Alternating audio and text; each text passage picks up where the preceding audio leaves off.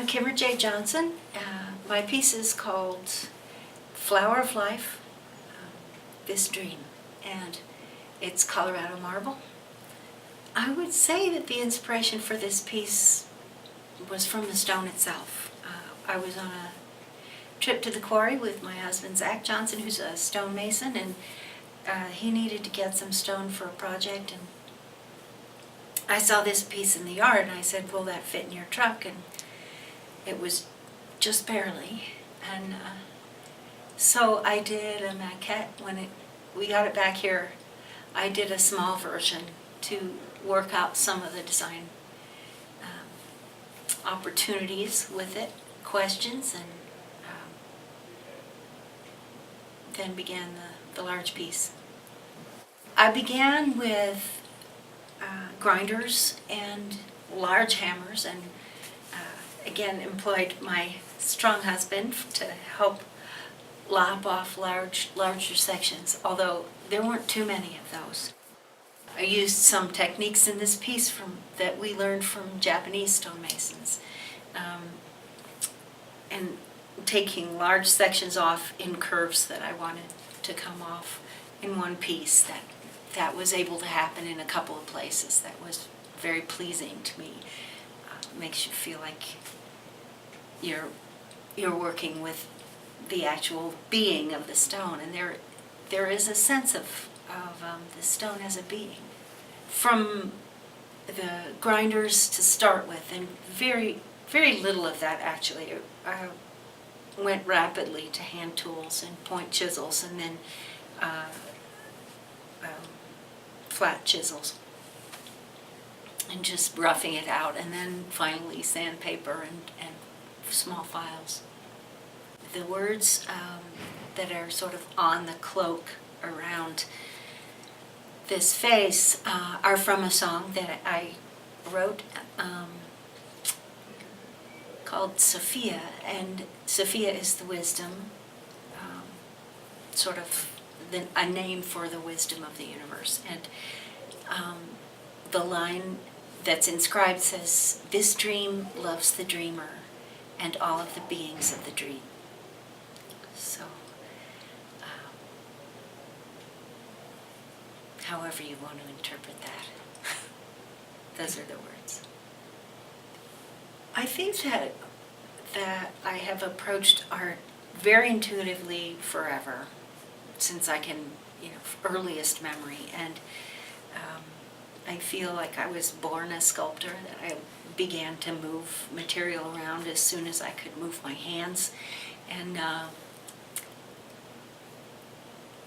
I work in a very intuitive way, and so I may have intent now that develops over time, where I understand the material better, I understand certain thematic concepts that I've worked with, and so I may make some plans, but like a painter doesn't do this section and then go to that section.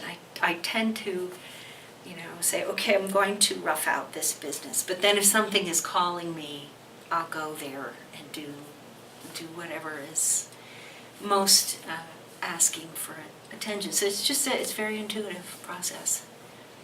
I think that arts funding for a community is a marvelous thing. It enables pieces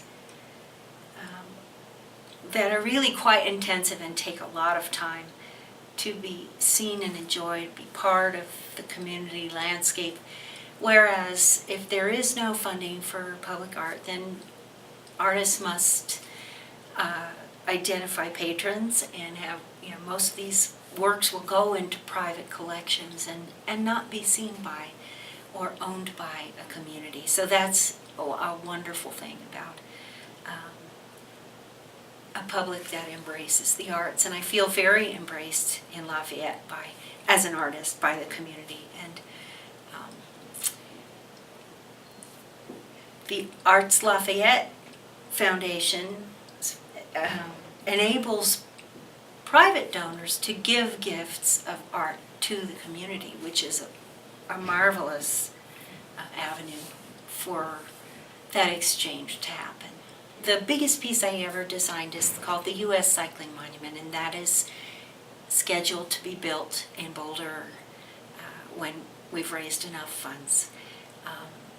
And that's been 10 years in the works. It's a major endeavor. I love the work. I love the people that we've worked with in developing this idea.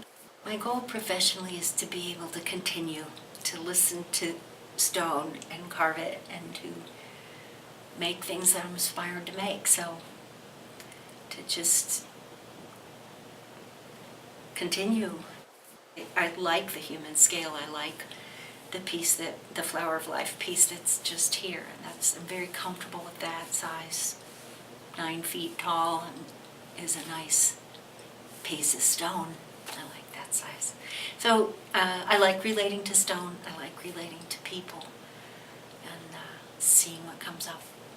I hope that people have a sense of the beauty of the stone itself. In this piece, I've left all the ways that that stone has been touched by people through machinery first, and very blocky, and then forklifts and saws and chisels, and then the fine qualities of the sandpaper. You see different aspects of the stone. So I hope that there's that sort of delight in the material itself. And this is like the face of wisdom that arises out of wisdom itself and compassion as the flower of human life. And just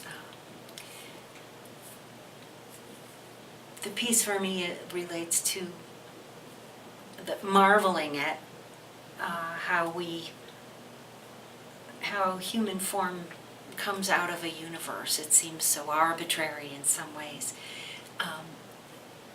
and yet it's so ubiquitous. It feels absolute in a way. So there's some marveling at that, and just to feel that compassion almost as a friend, like I've made a personage here or allowed it to come up, and so this is, it can be your friend.